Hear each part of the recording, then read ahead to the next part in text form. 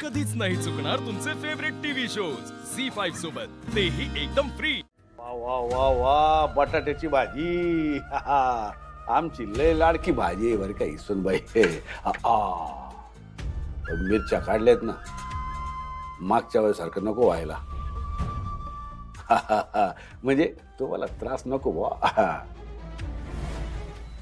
पण कसं आहे सुनबाई, या घरात शिस्त म्हणजे शिस्त। त्या बाबतीत आमचे चिरंजीव एकदम आमच्यावर गेले। आम्हाला लय अभिमान वाटतो त्यांचा आणि आमच्या शिस्तीचा वारसा ते पुढे चालवत आहेत वा। या चिरंजीव या। अय बायको, पैंजण पायात घालायचे असतात ना ग?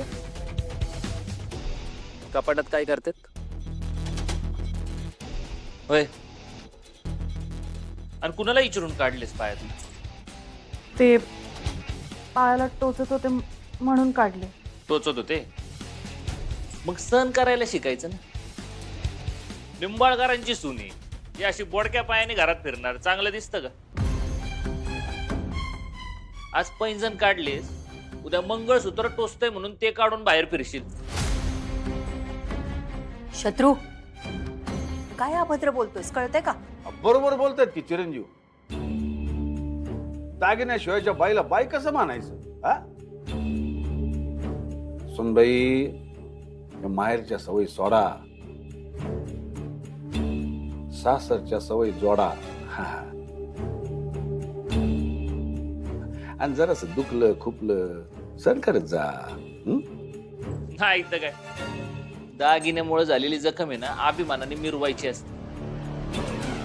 सहनशक्ती हा बाईचा सगळ्यात मोठा दागिना आहे। तुमच्या सासवांकडे शिका, एवढ्या दागिन्यानं वाकलेल्या असतात पण तोंडातून होऊ नये का चू नये। दागिने म्हणजे सासरच्या श्रीमंतीचं वज समजा। हा घाला, पैंजण घाला। दर घाल पायात।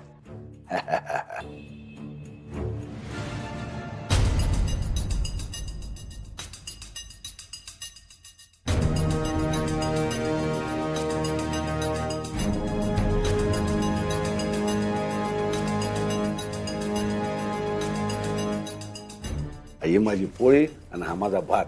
आता भाजी काय तुमच्या संगत खाऊ का? हा सांगावं लागतं का? आत्ता कस बायको शुभती का नाही माझी? होय, तुम्ही वाढलं होय, आता आमची छुमछुम काय करणार? अय छुमछुम वाढ काहीतरी, चल